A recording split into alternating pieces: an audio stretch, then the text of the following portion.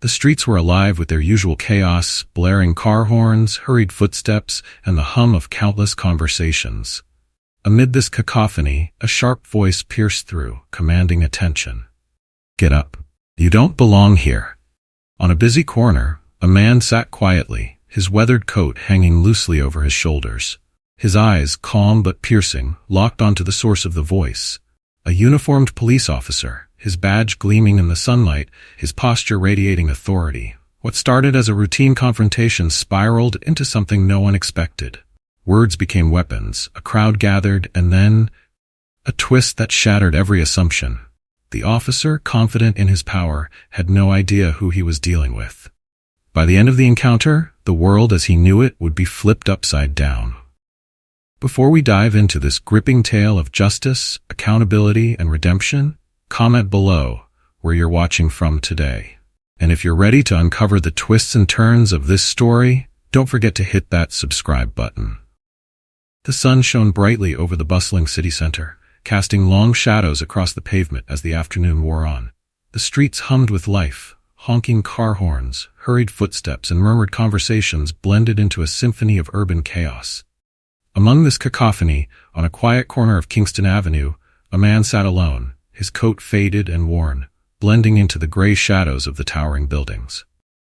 Nathan Cross, a figure ignored by most, sat silently, his head tilted slightly downward. His baseball cap, frayed at the edges, shaded his face, leaving his eyes hidden yet observant. His coat hung loosely over his shoulders, its tattered seams and discolored fabric a testament to years of wear. Beside him sat an empty coffee cup, a makeshift vessel for coins from hurried passers-by. Occasionally, someone would toss a quarter or two into it, earning a slow, polite nod from Nathan. The corner wasn't warm or inviting, but it was strategic. Nathan had chosen this spot deliberately, placing himself just outside the reach of the upscale cafe behind him, with its pristine glass windows and sleek furniture. From here, he could observe the world while remaining largely unnoticed. On the other side of town, Officer Bradley Walsh adjusted his uniform in the precinct locker room. His badge gleamed on his chest, polished to a shine, a symbol of authority he wore with pride.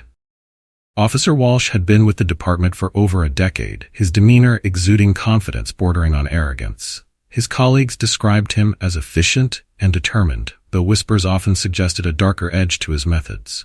Cold, ruthless, and for some, disturbingly biased. For Officer Walsh, the badge wasn't just a symbol of protection. It was a shield of superiority. He believed his uniform elevated him above the people he policed, granting him authority without question. It wasn't just his job, it was his identity. As Walsh finished his preparations, he muttered under his breath, "Another day, another dollar," and stepped out into the precinct, ignoring the bustling energy of officers exchanging reports and ringing phones. His focus was singular, maintaining what he believed to be order, even if his definition of order often meant targeting those who, in his eyes, disrupted the city's image. The streets of Kingston were familiar territory for Walsh. He had walked these blocks countless times, his gaze sharp and searching for anything or anyone that might disrupt the day's peace. As he turned onto Kingston Avenue, his eyes immediately locked on Nathan. Walsh had seen him before, though he had never bothered to approach. Today, however, Walsh's mood was simmering from an earlier argument with his supervisor, and Nathan became an easy outlet for his frustrations. Nathan, for his part, remained still, his eyes focused on the passing crowd. He didn't flinch when Walsh stepped out of his patrol car, boots clicking sharply on the pavement as he approached. "Hey," Walsh barked, his voice cutting through the noise of the street. "You can't sit here. Get up and move along." Nathan slowly raised his head, meeting Walsh's gaze. His expression was unreadable, calm yet unwavering. "I'm not bothering anyone," Nathan replied, his voice steady. Walsh's jaw tightened. "This is private property. You're trespassing. I said get up." Nathan glanced at the cafe behind him and then back at Walsh. "I'm on the sidewalk," he said quietly. The calm defiance in Nathan's tone only fueled Walsh's simmering anger. He stepped closer, his voice dropping to a harsh whisper. "You people think you can just sit wherever you want, dragging the city down. Not on my watch." Nathan's eyes flickered, a spark of something unspoken glinting in his gaze. Walsh didn't notice, or perhaps he didn't care. Behind them, the cafe door opened and a barista peeked out, her expression nervous as she observed the exchange. She didn't speak, her lips pressed into a tight line. "Move," Walsh ordered again, his voice rising, "or I'll make you." Nathan exhaled slowly and rose to his feet, his movements deliberate. He didn't rush or cower. Instead, he stood tall, meeting Walsh's glare with quiet strength. "You think you can push people around because you wear a badge?" Nathan asked, his voice calm but edged with steel. Walsh sneered, stepping closer. "I don't think, I know, and people like you need to learn their place." Nathan tilted his head slightly, studying Walsh with an intensity that made the officer pause for the briefest moment. "What place would that be?" Nathan asked softly. Walsh's expression hardened. "Beneath men like me." The crowd that had begun to gather murmured in shock at the blatant statement. Phones appeared, their cameras trained on the scene, capturing every moment. Nathan's lips curved into a faint smile, one devoid of amusement. "Words like that tend to stick," he said. Walsh didn't respond, his anger boiling over. Without thinking, he lashed out, delivering a sharp kick to Nathan's side, sending him sprawling onto the pavement. Gasps rippled through the crowd, and a woman's voice rose above the murmurs. "That's too far." Nathan remained on the ground for a moment, his hand brushing the sidewalk as he pushed himself up. Slowly, deliberately he stood, brushing off his coat as if the attack had been nothing more than an inconvenience. "I warned you," Nathan said, his voice calm but carrying a weight that silenced the crowd. Walsh's bravado faltered as Nathan reached into his coat pocket, pulling out a small metallic object. For a split second, Walsh's hand went to his holster, but he froze as the object came into view. It was a badge, not a city police badge, but a federal one. Nathan held it up, his eyes locking onto Walsh's with unflinching intensity. "Special Agent Nathan Cross," he said coldly, "FBI." The crowd fell silent, and Walsh's face turned ashen. The power dynamic had shifted, and for the first time, Officer Walsh was the one on the defensive. The silence on Kingston Avenue was deafening. Officer Bradley Walsh, who had moments ago carried himself with arrogant authority, now stood frozen, his face pale and his breath shallow. In his hand, his baton remained gripped tightly, though it hung uselessly at his side. Across from him, Nathan Cross stood tall, his FBI badge gleaming in the sunlight. The same badge Walsh had assumed he alone wielded the power to carry, to abuse. The gathered crowd, their phones still raised, waited silently, the tension in the air thick enough to cut through. "I warned you," Nathan said again, his voice firm but level, his eyes locked onto Walsh's. "Every action has consequences." Walsh blinked, his mind racing as he struggled to process the revelation. This is some kind of setup," he stammered. Nathan's expression remained impassive. "A setup?" he repeated, tilting his head slightly. "No, Officer Walsh, this is accountability." The weight of the words seemed to crush Walsh. He opened his mouth to respond, but no sound came out. His years on the force had conditioned him to believe he was untouchable, shielded by his badge and the authority it granted him. Yet now, that authority was meaningless in the face of Nathan's quiet yet undeniable power. Around them, the murmurs in the crowd grew louder. Someone muttered, "He's FBI? No wonder he wasn't scared." Another voice chimed in, "They got it all on video." Walsh's face flushed with humiliation, the realization dawning that his actions were no longer confined to this corner. The phones capturing the moment were an extension of the crowd, a digital courtroom where his behavior would soon be judged by thousands, if not millions. Nathan didn't flinch, his calm demeanor unchanged as he stepped closer. His voice dropped to a low, dangerous whisper, audible only to Walsh. "Do you know what happens to officers like you when the truth comes out? When the complaints, the footage, the testimonies stack up? Do you understand what's coming next?" Walsh's hand trembled slightly as he released his baton, letting it fall to the pavement with a clatter. His throat tightened as he tried to steady his breathing. "This isn't what you think," Walsh muttered, his tone desperate. "I was just doing my job." Nathan's eyes narrowed, his voice cutting through Walsh's excuses like a blade. "Doing your job," he echoed. "Tell me, Officer Walsh, how many times has just doing your job looked like this? How many others have you targeted, humiliated, and hurt, all while hiding behind that badge?" Walsh's shoulders slumped, but his pride still flickered weakly. "You don't understand what it's like out here," he said, his voice cracking. "People don't respect the law anymore. We have to maintain control or everything falls apart." Nathan took another step forward, forcing Walsh to take a step back. "Control?" Nathan repeated. "You think kicking a man sitting quietly on the sidewalk is about control? You think abusing your power makes you strong?" "It doesn't, Officer Walsh. It makes you weak." The crowd murmured in agreement, their voices rising in a mix of outrage and vindication. Walsh glanced at the faces around him, their disdain unmistakable. "This is a misunderstanding." Walsh tried again, his voice growing louder as if volume alone could convince the crowd. "You people don't know the whole story." A young woman at the front of the crowd lowered her phone slightly, her expression fierce. "We know enough," she shot back. "We've seen what you do. We've lived it." Nathan raised a hand, silencing the woman without a word.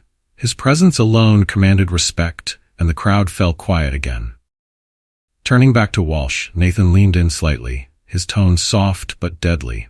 "This is your moment of truth," Nathan said.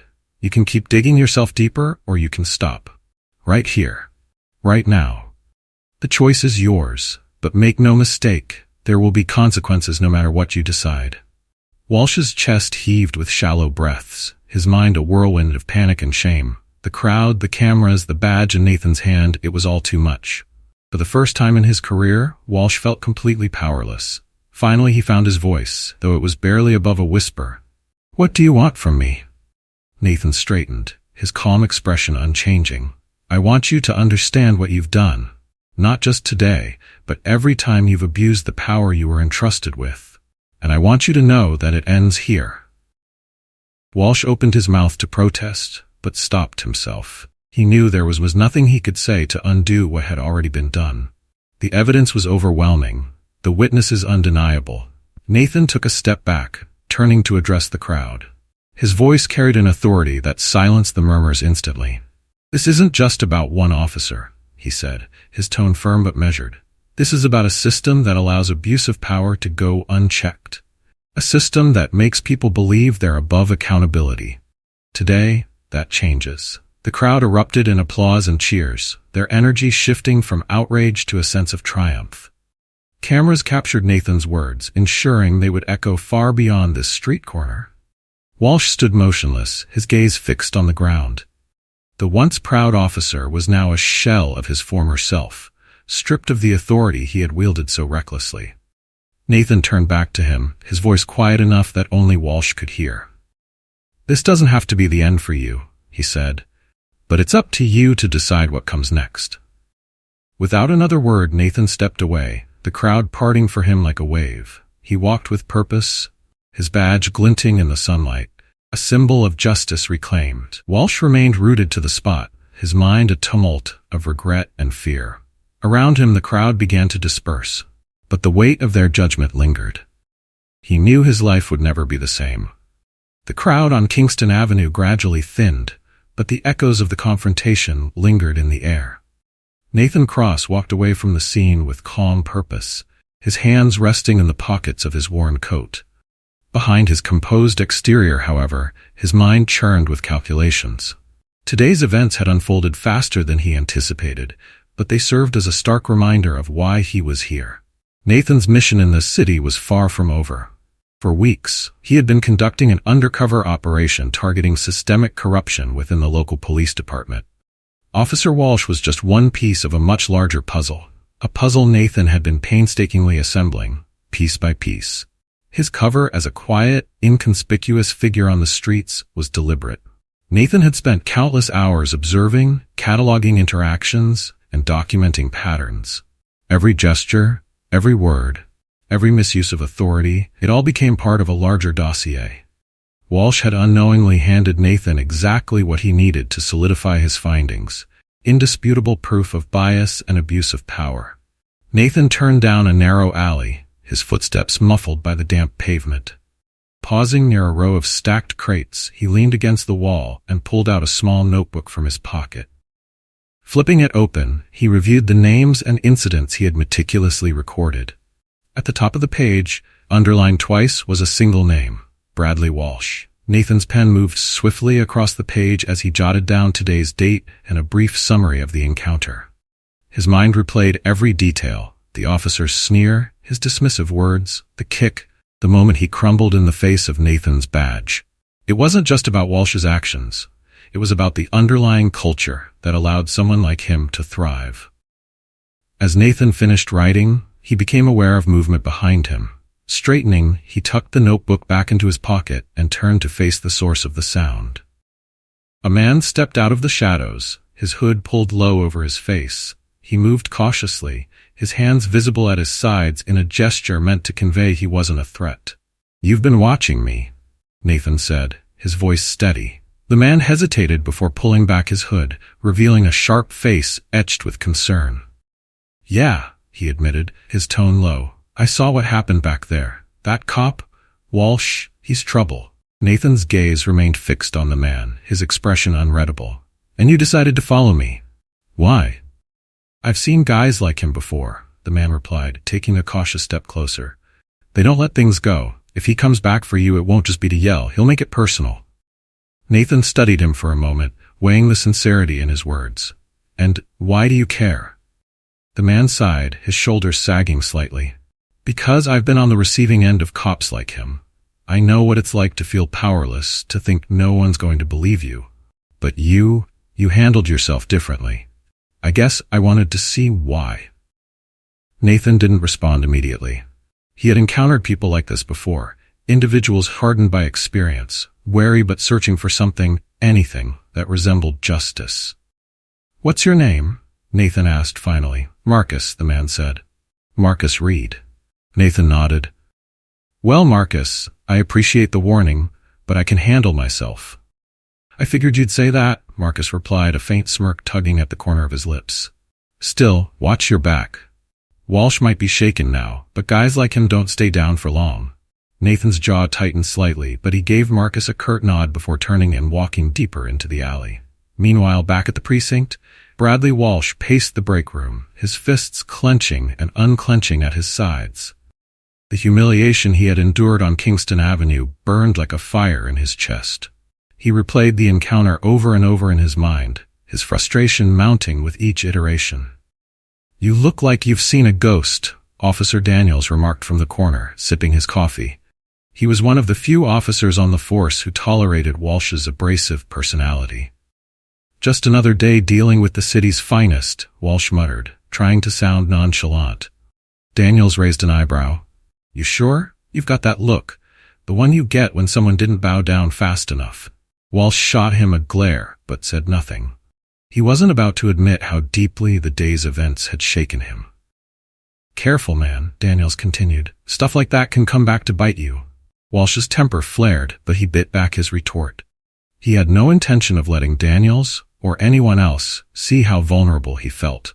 Instead, he stormed out of the break room, his mind racing with thoughts of revenge. For Walsh, the idea of someone like Nathan challenging his authority was intolerable. He couldn't let it go, not when his entire identity was built on the power he wielded in his uniform.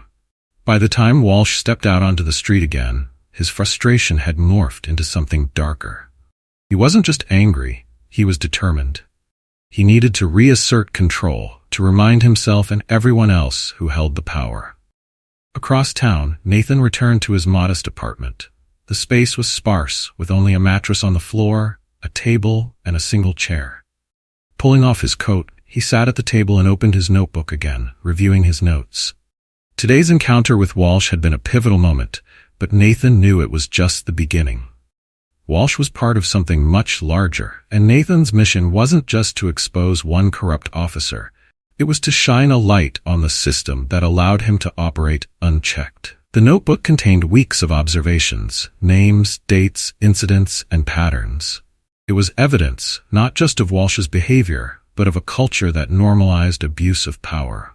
Nathan leaned back in his chair, his eyes narrowing as he stared at the page. Walsh might have been rattled, but he wasn't done. And neither was Nathan. The next morning dawned crisp and clear, the city stirring to life with its usual rhythm of honking cars, hurried footsteps, and murmured conversations. On the surface, it was just another day, but for Bradley Walsh, it felt like the ground beneath him had shifted. He sat in his patrol car, parked at the corner of a busy intersection. His eyes scanned the streets, but they weren't searching for danger or disruptions. He was looking for one man, Nathan Cross. Walsh's humiliation from the day before clung to him like a second skin. The memory of Nathan's badge and the crowd's jeers were playing in his mind. He couldn't let it end there. Walsh needed to find Nathan, not to arrest him, but to reclaim the control he felt slipping through his fingers.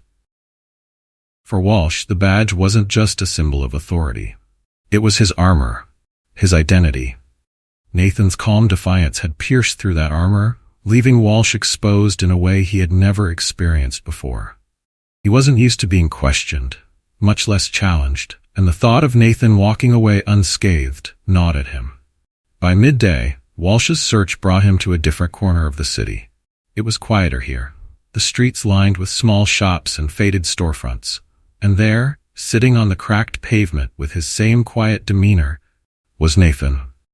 Walsh pulled his cruiser to the curb and stepped out, his boots clicking sharply against the pavement.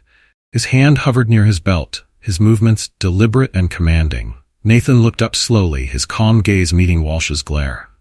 "Back so soon, officer?" he asked, his voice even. Walsh's jaw tightened. "Didn't I tell you to move along?" Nathan leaned back slightly, his posture relaxed but his eyes sharp. "And I did. I'm not on your corner anymore, am I?" The crowd around them began to grow, people slowing their steps to watch the unfolding confrontation. A few had their phones out, recording, the lenses capturing every moment. Walsh ignored them, his focus locked on Nathan. "You don't belong anywhere in this city," he snapped, stepping closer. "And you do?" Nathan asked, his tone unruffled. Walsh's face reddened with anger. "You think you're clever, don't you? Let me remind you who's in charge here." Nathan's gaze didn't waver. "Go ahead. Remind me." The tension between them was suffocating, the air thick with unspoken challenges. Walsh's frustration boiled over as he stepped closer, his voice rising. "You're making a mistake, Cross. I don't care who you think you are. You don't get to walk around acting like you're above the law." Nathan's lips twitched into the faintest of smiles, one that didn't reach his eyes. "Above the law?" he repeated, his voice calm but carrying a weight that silenced the crowd. "No, Officer Walsh, I'm here to remind you what the law actually means. And it's not what you think." Walsh's hand twitched toward his belt, his fingers brushing the handle of his baton. For a moment, time seemed to freeze. The crowd held their breath, the murmurs quieting as the weight of the moment pressed down on them. "You think you're untouchable," Walsh spat, his voice dripping with venom. Nathan's expression remained steady. "I think every action has consequences. You taught me that yesterday, remember?" The words hit their mark, and Walsh faltered. The memory of the previous day, of the badge, the cameras, and the crowd, resurfaced with a vengeance. His hand dropped from his belt, his frustration turning inward. "You think you've won," Walsh said finally, his tone low and bitter. "But this isn't over." Nathan tilted his head slightly. "You're right. It's not over, it's just beginning," Walsh sneered, but the uncertainty in his eyes betrayed him. He turned sharply and strode back to his cruiser, slamming the door behind him. The crowd murmured as Walsh drove away, their attention shifting back to Nathan. He stood slowly, brushing off his coat as if the confrontation had left no mark on him. Across the street, Marcus Reed leaned against a lamppost, watching the scene unfold. His hood was pulled low over his face, but his sharp eyes missed nothing. As Nathan began walking away, Marcus crossed the street to join him. "You've got a talent for pissing that guy off," Marcus said, falling into step beside him. Nathan glanced at him briefly. "He makes it easy." Marcus chuckled, but his tone turned serious. "He's not going to let this go, you know. Guys like him, they don't just back down." "I'm counting on it," Nathan replied, his voice calm but deliberate. Marcus frowned, his steps faltering for a moment. "What are you planning?" Nathan didn't answer immediately. Instead, he looked ahead, his expression unreadable. "Let's just say Walsh is about to learn a lesson he won't forget." That evening, Walsh sat alone in his dimly lit apartment, a half-empty glass of whiskey on the table in front of him. The events of the day played over and over in his mind, each replay fueling his anger. He glanced at the badge pinned to his uniform, its gleam dulled by the dim light. For years, that badge had been his shield, his power, his justification. But now, it felt like a weight, a reminder of the confrontation that had left him humiliated and exposed. Walsh's phone buzzed, pulling him from his thoughts. It was a text from a colleague. "Careful out there. Words spreading about what happened yesterday. You don't want this to get any worse." Walsh tossed the phone onto the table with a growl of frustration. Worse? How could it get worse? But deep down, Walsh knew the answer. The storm Nathan Cross had started wasn't just about him. It was about a system he had long taken for granted, a system now threatening to collapse around him. As the night wore on, Walsh's thoughts turned darker. He wasn't just fighting to reclaim his pride. He was fighting to survive in a world where his authority was no longer absolute.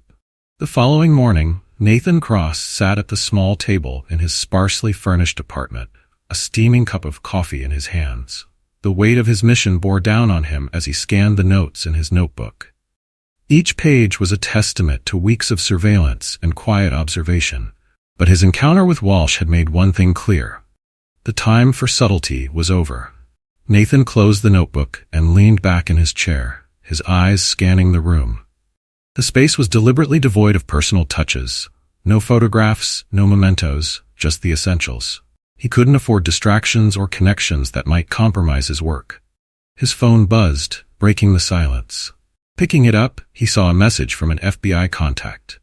"Footage from the incident has gone viral. HQ wants an update ASAP. Be prepared for media fallout." Nathan sighed. The incident on Kingston Avenue had drawn more attention than he anticipated, and while it helped his case, it also complicated things. The more eyes on him, the more careful he needed to be. Across town, Bradley Walsh was already out on patrol, though his usual swagger had been replaced by a simmering unease. The events of the past 2 days clung to him like a shadow, and the viral footage only intensified his paranoia. He couldn't escape it on social media, in casual conversations overheard on the streets, even within the precinct. Whispers of his name were everywhere, paired with words like abuse, corruption, and racism. As he drove through the city, Walsh gripped the steering wheel tightly, his knuckles white. He didn't know who to trust anymore. Even his fellow officers seemed to avoid him, their usual camaraderie replaced with wary glances. He parked his cruiser near a quiet park, hoping to clear his head. Stepping out, he leaned against the car, his eyes scanning the empty playground and jogging trails. "Looks peaceful, doesn't it?" Walsh turned sharply, his hand instinctively moving toward his belt. Nathan Cross stood a few feet away, his hands in the pockets of his coat, his posture relaxed. "You've got some nerve," Walsh growled, his voice low. "What are you doing here?" Nathan took a step closer, his calm gaze meeting Walsh's heated glare. "I thought it was time we had a real conversation, just the two of us." Walsh's jaw tightened. "We have nothing to talk about." "Don't we?" Nathan replied, his tone measured. "Because from where I'm standing you're unraveling, Walsh, and I want to know why." Walsh barked out a bitter laugh. "You think you're some kind of hero, don't you? Flashing that badge, making speeches about accountability. But you don't know a damn thing about me or what it's like out here." Nathan raised an eyebrow. "Then enlighten me." Walsh hesitated, his anger warring with something deeper. For a moment, he considered walking away, but something in Nathan's steady demeanor held him in place. "You think this job is easy?" Walsh began, his voice rising. "Every day, I'm out here trying to keep the city from falling apart. And no matter what I do, I'm the bad guy. People don't listen, they push back, and when things go wrong, it's all on me." Nathan listened silently, his expression unreadable. "People like you," Walsh continued, his voice dripping with bitterness. "You sit in your ivory towers, judging us from a distance. You don't know what it's like to wear this uniform, to walk these streets, to see the worst of humanity every single day." Nathan's calm didn't falter. "And what do you see, Walsh? What makes you think it's your job to decide who belongs and who doesn't? To judge who's worth protecting and who isn't?" Walsh flinched at the words, but quickly masked it with a sneer. "Don't lecture me. You don't know what it's like to be outnumbered, to feel like you're fighting a losing battle every day." Nathan took a deliberate step closer. "You're right, Walsh. I don't know what it's like to be you, but I do know what it's like to be on the other side of that uniform.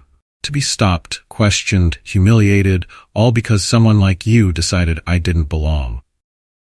Walsh's eyes flickered with something unspoken, guilt, perhaps, or recognition. This isn't just about me, Nathan continued. It's about a system that's broken, a system you're a part of. But here's the thing, Walsh. You don't have to be part of the problem. You can choose to change. Walsh scoffed, though his bravado rang hollow. Change? You really think one conversation is going to fix anything? Nathan shook his head. No, I don't. Change doesn't happen overnight, and it sure as hell doesn't happen without accountability. But it starts somewhere. The tension between them hung in the air, heavy and unrelenting. Walsh's gaze dropped to the ground, his shoulders slumping slightly. For a moment, he looked more human than Nathan had ever seen him, less the arrogant officer, more the man behind the badge. You think I wanted to end up like this? Walsh muttered, his voice barely audible. Nathan tilted his head. I think you made choices, and now you have to live with them or do something about them. Before Walsh could respond, Nathan stepped back, his hands still in his pockets. You can keep going down this path, Walsh, or you can start taking responsibility. It's your choice.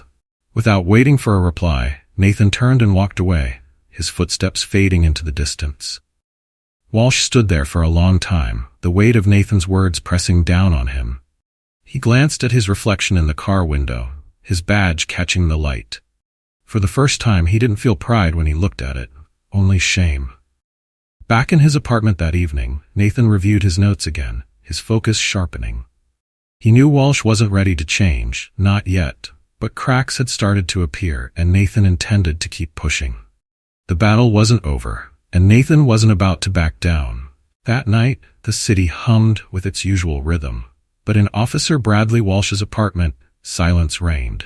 He sat alone at his kitchen table, the dim light casting shadows across his face. His badge lay in front of him, its polished surface reflecting his troubled expression. Walsh stared at the badge, his mind churning. For years it had been a symbol of authority, a shield that made him feel invincible. Now it felt more like an anchor, dragging him deeper into a storm he couldn't escape. Nathan Cross's words replayed in his mind. You made choices, and now you have to live with them or do something about them.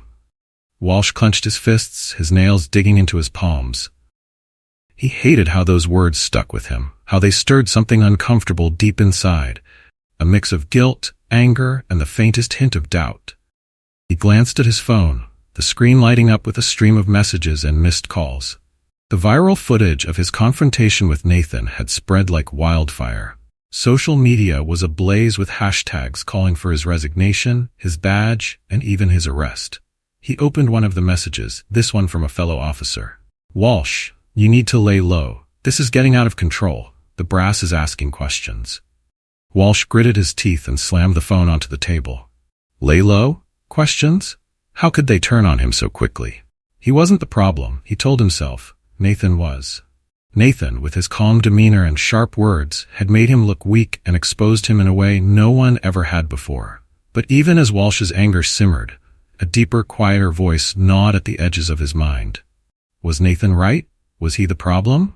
Across town, Nathan Cross sat in his apartment, reviewing his notes. The confrontation earlier that day had been calculated, a deliberate step in a much larger strategy. Nathan knew Walsh wasn't ready to change yet. But he also knew that change rarely happened without pressure. Nathan flipped through the pages of his notebook, scanning the names, dates, and incidents he had documented. Walsh wasn't the only officer whose actions raised red flags, but he was one of the most egregious examples. If Nathan could make an example of him, it could send ripples through the entire department. His phone buzzed on the table, pulling him from his thoughts. It was a message from his FBI contact. We need your preliminary report ASAP. Leadership wants to see actionable findings. Nathan sighed and leaned back in his chair, his gaze drifting to the ceiling. He understood the urgency, but he also knew the importance of timing. Every move he made had to be precisely calculated. One wrong step could jeopardize the entire operation. The next day, Walsh arrived at the precinct, his uniform pressed and his badge gleaming, but the tension in the air was palpable. His colleagues avoided his gaze, their usual banter replaced with hushed whispers. As he walked through the halls, he passed Officer Daniels, who gave him a wary look. "Walsh," Daniels said cautiously, "you've got a meeting with the captain in 20 minutes. Walsh stopped in his tracks, his stomach tightening. "What about?" Daniels shrugged, though his expression hinted that he already knew. "Something about the incident on Kingston Avenue." Walsh muttered a curse under his breath and continued down the hallway. The captain's office loomed ahead, its closed door a foreboding reminder of the scrutiny he now faced. Inside, Captain Reed sat behind his desk, his expression stern. He motioned for Walsh to sit. "Bradley," Reed began, his tone measured, "we need to talk about what happened with that man on Kingston Avenue. The video is everywhere, and the department is under fire. People are demanding answers." Walsh straightened in his chair, his jaw tightening. "With all due respect, Captain, that video doesn't show the whole story. I was doing my job, maintaining order." Reed's eyes narrowed. "Kicking a man who wasn't resisting? Telling him he doesn't belong in this city? That's not maintaining order, Walsh. That's an abuse of power, plain and simple." Walsh bristled. "That man isn't who he says he is. He's FBI. He's targeting me." Reed leaned forward, his expression hardening. "And why would he target you, Bradley? What have you done to draw that kind of attention?" Walsh froze, the question striking deeper than he anticipated. He struggled to find a response but could only muster, "I don't know." Reed let out a heavy sigh and leaned back in his chair. "You've been with this department for 10 years, Walsh. In that time, you've built a reputation, for better or worse. But this is different. The public is watching, and they're not going to let this slide." The weight of Reed's words settled over Walsh like a heavy blanket. He left the office feeling cornered, his thoughts racing. That evening, Walsh found himself at his usual bar, nursing a drink in a quiet corner booth. The dim lighting and low hum of conversation offered a brief reprieve from the chaos swirling around him. As he sipped his drink, his mind drifted back to Nathan's words. "You can keep going down this path, or you can start taking responsibility. It's your choice." For the first time, Walsh allowed himself to wonder, what if Nathan was right? What if the problem wasn't just the system, but him? Meanwhile, Nathan was meeting with his FBI contact in a small, nondescript office downtown. The agent, a woman named Teresa Lane, reviewed the preliminary findings Nathan had submitted. "You've gathered a lot of solid evidence," Teresa said, flipping through the file. "Walsh is clearly a problem, but this goes beyond him. What's your plan?" Nathan crossed his arms, his expression thoughtful. "Walsh is the entry point. His behavior is egregious enough to get attention, but it's also emblematic of a larger issue. If we take him down the right way, it'll send a message to the entire department." Teresa nodded. "Just be careful. Cases like this can get messy, especially when you're dealing with someone as volatile as Walsh." Nathan's jaw tightened. "I know, but I'm not backing down." Bookmark. The stage was set, and both men knew the stakes. For Walsh, the cracks in his armor were beginning to show, but whether he could confront the truth about himself remained uncertain. For Nathan, the fight was just getting started, and he was determined to see it through, no matter how messy it became. The tension surrounding Bradley Walsh didn't subside as the days wore on. If anything, it grew worse. Each step into the precinct felt heavier, the once familiar walls now closing in like a cage. His colleagues avoided him, their eyes darting away when he walked past. Even the usual cliques that gathered for coffee breaks grew quieter in his presence. For years, Walsh had been the loudest voice in the room, the officer who commanded attention. But now, the silence that greeted him felt deafening. He sat at his desk, staring blankly at a pile of reports he couldn't bring himself to read. His mind was elsewhere, back on Kingston Avenue, back to Nathan Cross's calm, unflinching demeanor. Walsh replayed the moment when Nathan revealed his FBI badge, the words that followed cutting deeper than he'd care to admit. Bookmark, go back. The door to the precinct swung open, and Walsh instinctively looked up. To his surprise, Nathan Cross entered, his expression as composed as ever. He wasn't in his tattered coat today, but instead wore a simple black jacket, the understated professionalism of his attire only making him more imposing. A ripple of murmurs spread through the room. Officers exchanged glances, some uneasy, others curious. Nathan walked directly to the front desk and requested to speak with the captain. Walsh's stomach tightened as he watched Nathan disappear into Captain Reed's office. He had no idea what was being discussed behind closed doors, but he knew it couldn't be good. Inside, Nathan placed a folder on Captain Reed's desk. "This is the preliminary report," he said, his tone measured. Reed opened the folder and began flipping through the pages, his expression growing darker with each turn. The report was thorough, detailing weeks of observations, complete with witness statements, timestamps, and even video evidence. "This is damning," Reed admitted, closing the folder. He looked up at Nathan, his brow furrowed. "But I don't need to tell you how explosive this is going to be. If this gets out, it won't just be Walsh under fear, it'll be the entire department." "That's the point," Nathan replied evenly. "This isn't just about Walsh, it's about a culture that's been allowed to thrive unchecked. If you want a clean house, you need to start at the foundation." Reed sighed, leaning back in his chair. "And you're confident this will hold up?" "It's airtight," Nathan said. "The footage from Kingston Avenue alone is enough to get the public on board. But the rest of the evidence, it's not just about public opinion, it's about accountability." Reed nodded slowly, his mind clearly weighing the implications. "I'll take it under advisement," he said finally. Nathan's gaze didn't waver. "Don't take too long. Every day that passes without action is another day the public loses faith in this department." Back at his desk, Walsh's nerves frayed as he watched Nathan exit the captain's office. Their eyes met briefly, and for a moment Walsh considered confronting him. But the weight of the room's gaze held him back. Nathan walked past without a word, his purposeful stride carrying him out of the precinct and into the cool afternoon air. That evening, Walsh sat in his apartment, his hands trembling as he scrolled through social media. Videos of the Kingston Avenue confrontation continued to circulate, each post filled with scathing comments. "This is what's wrong with the system. How many other people has this guy done this to? He needs to be fired yesterday." Walsh threw his phone onto the couch, his chest tightening. He poured himself a glass of whiskey, but even the burn of the alcohol did little to dull the weight pressing down on him. A knock at the door startled him, and he hesitated before rising to answer. Peering through the peephole, he saw a familiar face, Nathan Cross. Walsh opened the door cautiously, his voice low. "What do you want now?" Nathan stood calmly, his hands in the pockets of his jacket. "To talk," he said. Walsh scoffed. "Haven't you done enough?" Nathan's expression didn't change. "That depends. Have you done any thinking since we last spoke?" Walsh stepped aside reluctantly, allowing Nathan to enter. The apartment was dimly lit, the air thick with the scent of stale whiskey and unease. Nathan glanced around briefly before taking a seat on the edge of the couch. Walsh remained standing, his arms crossed defensively. "Why are you here?" "Because you're at a crossroads," Nathan said bluntly, "and I want to know which path you're going to take." Walsh laughed bitterly. "You think I have a choice?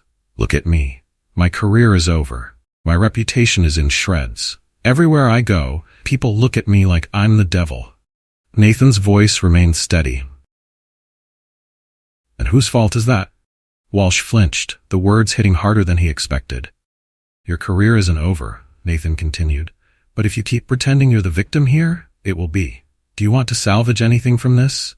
Then stop digging yourself deeper and start taking responsibility." Walsh's jaw tightened, his fists clenching at his sides. "You don't understand. You've never been in my shoes. You don't know what it's like to put on this uniform and feel like the whole world is against you." Nathan's eyes narrowed, his voice rising slightly.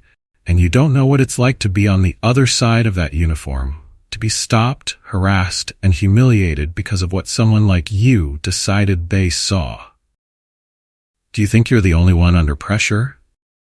Try living a life where the people who are supposed to protect you treat you like the enemy." Walsh looked away, his shoulders sagging under the weight of Nathan's words. "This isn't about me hating you, Walsh," Nathan said, his tone softening. "It's about accountability. You've made mistakes, big ones, but you still have a chance to do something about it. The question is, will you?" The room fell into a heavy silence, broken only by the faint hum of the refrigerator. Walsh finally sank into a chair, his hands running through his hair. "What do you want me to do?" he asked, his voice barely above a whisper. Nathan leaned forward slightly, his gaze steady. Admit what you've done, own up to it publicly, step down from your position, and then start working to fix the damage you've caused. Walsh shook his head, his voice trembling. You're asking me to throw everything away. I'm asking you to take responsibility, Nathan said firmly. For once in your life, do the right thing. The room remained heavy with silence as Bradley Walsh sat slumped in his chair, staring blankly at the floor. Nathan Cross's words hung in the air like a challenge, daring Walsh to confront the truth he'd spent years avoiding. Finally, Walsh broke the silence, his voice brittle and raw. You don't get it, Cross. This job is all I've got. If I lose it, I lose everything. Nathan leaned back, his expression calm but unyielding. Then maybe it's time to ask yourself why your entire identity is tied to a badge you've been using as a shield instead of a responsibility. Walsh flinched, his fists clenching at his sides. He wanted to argue, to defend himself, but the words wouldn't come. For years, he had justified his actions under the guise of maintaining order, but deep down, he knew the truth. The authority he wielded had often been less about protecting others and more about protecting his own fragile sense of control. Nathan watched him closely, the faintest flicker of understanding in his gaze. No one's saying this is going to be easy, he said, his tone softening slightly. But accountability isn't supposed to be easy. It's supposed to make you uncomfortable, because that's how you grow. Walsh ran a hand over his face, letting out a shaky breath. What if it's too late for me? It's not, Nathan replied firmly. But it will be if you keep pretending nothing's wrong. Walsh stood abruptly, pacing the small apartment. The weight of Nathan's words pressed down on him, stirring a storm of emotions he couldn't ignore. Anger, shame, fear, they all swirled together, leaving him feeling unmoored. You want me to step down, Walsh said finally, his voice heavy. You want me to admit I screwed up and throw myself to the wolves. I want you to take the first step, Nathan corrected. You've spent years tearing people down. Now it's time to start building something better. Walsh stopped pacing, his gaze flickering toward Nathan. And you think anyone's going to believe me? You think they'll forgive me? Nathan's lips pressed into a thin line. Forgiveness isn't the goal here. Accountability is. People don't need you to be perfect, Walsh. They need you to be honest. The words struck a chord Walsh hadn't expected. He sank back into his chair, his shoulders slumping under the weight of his own guilt. Fine, he muttered, his voice barely audible. What do I do? Nathan studied him for a moment before nodding. You start by telling the truth, publicly. No excuses, no deflections. Own your actions. Walsh let out a bitter laugh. You make it sound so simple. It's not, Nathan admitted, but it's necessary. The next morning, Walsh sat in his car outside the precinct, staring at the building as though it were a prison. His heart pounded in his chest, a mix of dread and resignation coursing through him. He clutched a folded piece of paper in his hand, a statement he'd written the night before with Nathan's help. Every word felt like a confession, each sentence a brick being torn from the wall he'd spent years building around himself. Finally, he stepped out of the car and made his way inside. The murmurs of his colleagues greeted him like an unwelcome chorus, their eyes tracking his every move. He ignored them, heading straight for the captain's office. Captain Reed looked up in surprise as Walsh entered, closing the door behind him. What's this about, Bradley? Reed asked, his tone cautious. Walsh placed the folded paper on the desk. It's my resignation, he said, his voice steady despite the turmoil inside him. Reed's brows furrowed as he picked up the paper, scanning its contents. As he read, his expression shifted. Surprise, disbelief, and finally a quiet understanding. This is a lot to admit to, Reed said, setting the paper down. Are you sure about this? I don't have a choice, Walsh replied. If I stay, I'll drag this department down with me. And frankly, I don't deserve the badge anymore.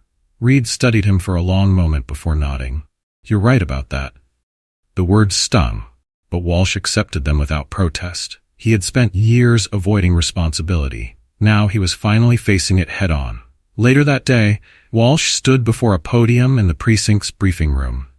The room was packed with reporters, their cameras trained on him, their pens poised to capture every word. Nathan watched from the back of the room, his arms crossed. He wasn't here to gloat or to forgive.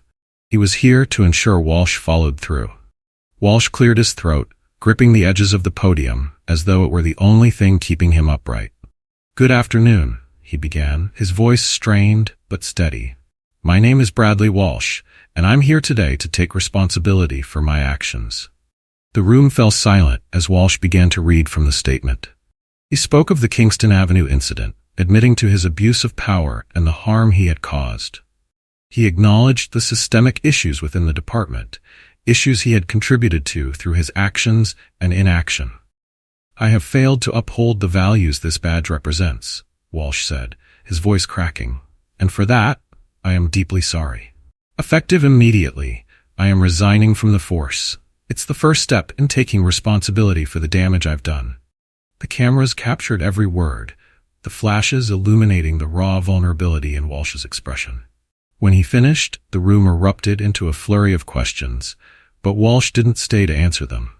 He stepped down from the podium and walked out, his shoulders squared despite the weight of what he had just done. Nathan met him in the hallway, his expression unreadable. "That took guts," he said simply. Walsh let out a hollow laugh. "Yeah, well, it's not like I had much left to lose." Nathan nodded. "Maybe, but now you've got a chance to start over. Don't waste it." Bookmark. As Walsh walked away, the weight on his shoulders felt a little lighter, though he knew his journey was far from over.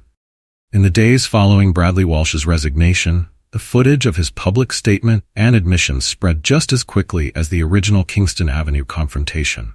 The media frenzy intensified, and conversations about police accountability surged, echoing from community meetings to national news outlets. For many, Walsh's resignation was a victory, a rare moment where an officer faced the consequences of their actions.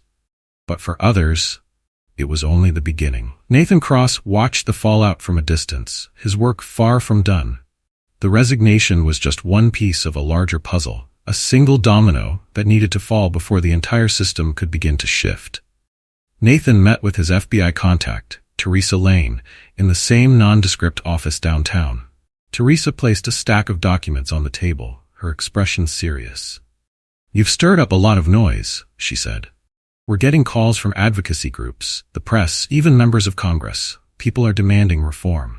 "That's the goal," Nathan replied, his tone calm but resolute. Teresa raised an eyebrow. "And what about Walsh? Do you think he's done enough to make amends?" Nathan leaned back in his chair, considering the question.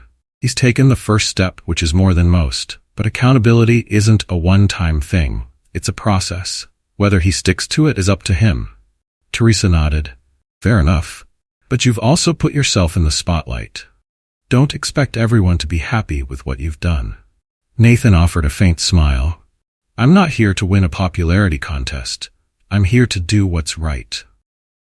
While Nathan focused on the broader mission, Walsh grappled with his new reality. The badge that had defined him for a decade was gone, and with it the authority he had wielded so recklessly. His apartment felt emptier than ever, the silence only broken by the occasional buzz of his phone. Messages from former colleagues were rare, and when they did come, they were brief and cautious.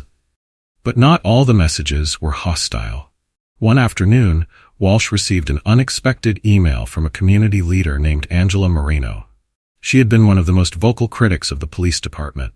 Her advocacy work focused on holding officers accountable for misconduct. Subject: a chance to make things right.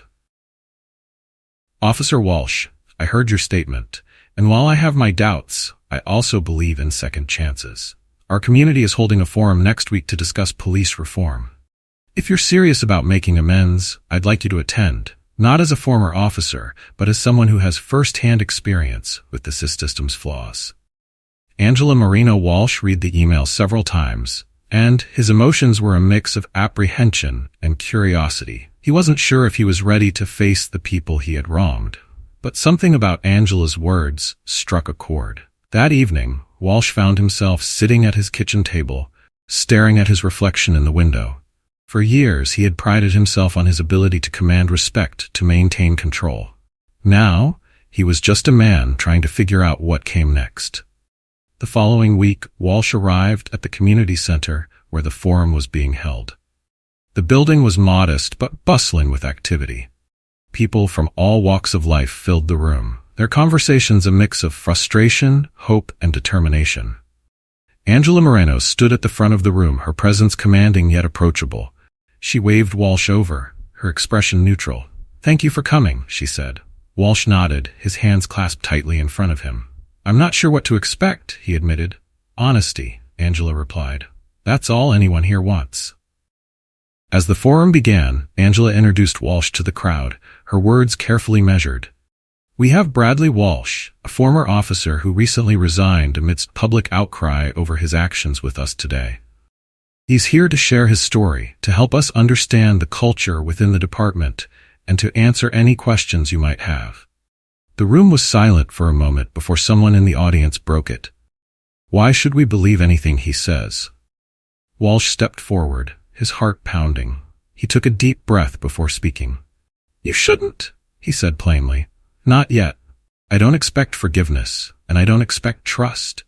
All I can do is tell the truth and hope it's a start." The crowd listened intently as Walsh recounted his time on the force, his voice steady but tinged with regret. He spoke of the pressures, the biases he had absorbed, and the choices he had made, choices that had hurt people, whether he wanted to admit it at the time or not. "I thought I was doing my job," Walsh said. "But the truth is, I was doing what was easy, not what was right. And for that, I'm sorry." The audience's reaction was mixed. Some nodded in quiet approval, while others remained skeptical, their arms crossed and their expressions guarded. Angela stepped in, her voice firm. "Change doesn't happen overnight, but it starts with conversations like this. Let's keep them going." Nathan watched from the back of the room, his arms crossed. He wasn't there to intervene or overshadow Walsh's moment. He was there to ensure the conversation continued. After the forum, Walsh approached Nathan hesitantly. "I don't know if that helped," he admitted. "It did," Nathan said simply. "Maybe not for everyone, but for some." Walsh let out a heavy sigh. "This is harder than I thought it would be." "Good," Nathan replied. "It means you're doing it right." As the night wore on, Walsh left the community center feeling lighter, though the weight of his past still lingered.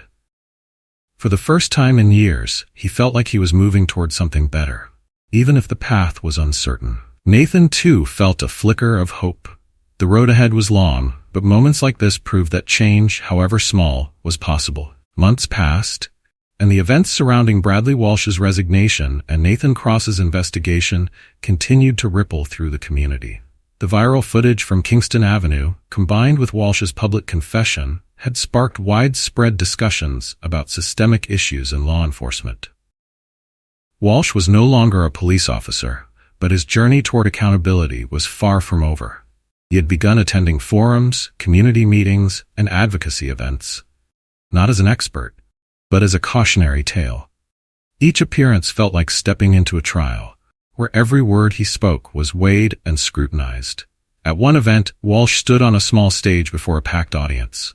The room buzzed with energy, a mix of skepticism and cautious hope. Walsh gripped the edges of the podium, his voice steady but raw. "When I was a police officer," he began, "I thought the badge gave me the right to decide who mattered and who didn't. I told myself I was protecting people, but the truth is, I was protecting my own sense of power. And in doing so, I hurt people who didn't deserve it." A murmur rippled through the crowd, some nodding in agreement, while others remained guarded. "I can't undo the harm I've caused," Walsh continued, his voice cracking slightly. "But I can own it, and I can use what I've learned to make sure the system doesn't keep failing others the way it allowed me to fail." Among the crowd, Angela Moreno and Nathan Cross exchanged glances. Angela leaned over, whispering, "He's still rough around the edges, but he's trying." Nathan nodded, his expression neutral. Trying is a start. For Nathan, the month since Walsh's resignation had been a whirlwind of meetings, reports, and difficult conversations. His undercover operation had unearthed not just Walsh's misconduct, but a culture within the department that prioritized loyalty over accountability. The findings were damning, and Nathan had made it his mission to ensure they led to meaningful change. Through his efforts, new policies were being implemented. Mandatory de-escalation training, stronger oversight mechanisms, and independent review boards to investigate complaints against officers. These were small victories, but Nathan knew they were just the beginning. One afternoon, Nathan received a call from his FBI contact, Teresa Lane. Her tone was brisk, but tinged with a rare note of optimism. "We've got confirmation," she said. "The department's adopting the full list of reforms we proposed, and they're expanding them statewide." Nathan allowed himself a brief smile. "That's progress." "It is," Teresa agreed, "but it's also going to ruffle a lot of feathers. Don't expect this to be smooth sailing." "It never is," Nathan replied. Despite the progress, Nathan couldn't shake the feeling that his work was far from over. The system was vast and deeply entrenched, and every step forward felt like a battle against inertia. Meanwhile, Walsh continued to grapple with his new reality. He had traded the uniform and badge for a quiet existence, but he couldn't escape the shadows of his past. Some days the weight of guilt threatened to overwhelm him. One evening, Walsh found himself standing outside a small memorial in a local park. A plaque listed the names of community members who had lost their lives in incidents involving police. Walsh ran his fingers over one name in particular: Darius Reed. The name belonged to a young man whose death had been the catalyst for much of the community's activism. Walsh hadn't been directly involved in Darius's case, but he knew the story well. An unarmed man stopped for a minor infraction, whose life ended in a senseless act of violence. As Walsh stood there, lost in thought, Angela Moreno approached quietly. "Darius's mother visits here every week," she said softly. Walsh turned to her, his expression heavy. "I didn't know him, but I feel like I failed him too." Angela nodded. "You did, maybe not directly, but by being part of a system that let it happen." Walsh's throat tightened, but he didn't argue. Instead, he asked, "What can I do to make it right?" Angela's gaze was steady.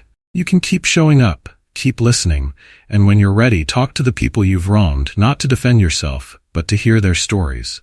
Walsh hesitated before nodding. "I'll try." For Nathan, moments like these were what made the fight worthwhile. One evening, as he prepared for another community forum, he received a text from Walsh. "I spoke to Darius's mother today. It wasn't easy, but it was necessary. Thank you for pushing me to do this." Nathan stared at the message for a long moment before replying, "Keep going. This is just the beginning." The next day, Walsh and Nathan crossed paths at a seminar on police reform. Walsh had been invited as a guest speaker, while Nathan attended as part of the FBI's ongoing efforts to bridge the gap between law enforcement and the communities they served. After Walsh finished his speech, he approached Nathan, his steps hesitant. For a moment, neither man spoke, the weight of their shared history hanging between them. "You were right," Walsh said finally, his voice quiet but sincere. "Accountability isn't easy, but I'm trying." Nathan studied him for a moment before nodding. "It's not about being perfect. It's about doing the work." Walsh extended a hand, and after a brief pause, Nathan shook it. It wasn't forgiveness, not entirely, but it was a step. As for the larger system, the changes Nathan and others had fought for were incremental but significant. Police departments across the state implemented new training protocols, and community-led oversight boards gained real influence. The road ahead was still long, but the journey had begun. 1 year later, Nathan stood in a neighborhood he had once patrolled undercover. A young boy ran up to him, clutching a small notebook. "Are you the guy from the video?" the boy asked, his eyes wide with curiosity. Nathan crouched to the boy's level, smiling faintly. "I guess I am." "Were you scared?" the boy asked. Nathan's smile faded slightly as he considered the question. "A little," he admitted. "But being brave doesn't mean you're never scared. It means doing what's right, even when you are." The boy nodded, his expression thoughtful, before running back to his friends. Nathan watched him go, feeling a flicker of hope for the future. This wasn't just Nathan and Walsh's story. It was the story of a system and the people fighting to change it. It was a reminder that accountability isn't a single moment, but an ongoing commitment. And though the road forward would be fraught with challenges, one thing was clear. Change was possible, as long as people had the courage to demand it. This story isn't just about two men, Nathan Cross and Bradley Walsh, or the dramatic encounter on Kingston Avenue. It's about the larger truths they represent. Nathan's determination to expose a flawed system, and Walsh's painful journey toward accountability are reflections of the battles we face in our own societies. At its core, this narrative shines a spotlight on the uncomfortable realities of abuse, power, and prejudice. It shows us how unchecked authority can spiral into harm, but also how even those who stray far from their responsibilities can find a path back, provided they're willing to face the truth. Walsh's story is not one of redemption for its own sake, but of owning one's mistakes and beginning the arduous process of repairing trust. Nathan's story reminds us that change requires courage, persistence, and a willingness to step into the fire, even when the odds feel stacked against us. The lessons here are clear. True accountability demands both humility and action. Systems don't fix themselves, and individuals within them must choose whether to perpetuate harm or confront it. Walsh learned this the hard way, but his journey serves as a reminder that while change is never easy, it's always possible. But what about you?